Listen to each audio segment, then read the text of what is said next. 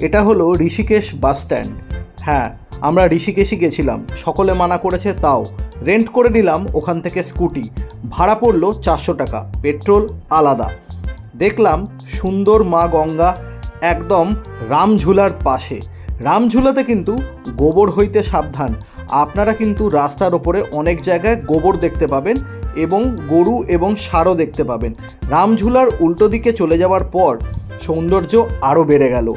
ওখান থেকে আমরা স্কুটি নিয়ে চলে গেলাম আপার তপবনে। আপার তপবনে দেখলাম সিক্রেট ওয়াটারফল।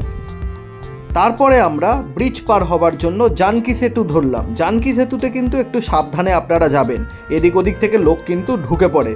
জয় বজরংবলী। আমরা তারপর চলে গেলাম শিবানীস ক্যাফে।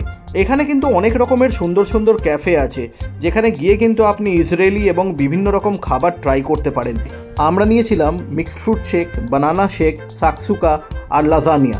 এই ক্যাফেটাতে কিন্তু আমাদের অন্যরকম অভিজ্ঞতা হয়। তারপর আমরা চলে যাই বিটেলস আশ্রম। খুব বৃষ্টি হচ্ছিল আর আমরা ভেতরে ঢুকিনি। চলে এলাম আমরা বিকেলবেলা ত্রিবেণী ঘাট।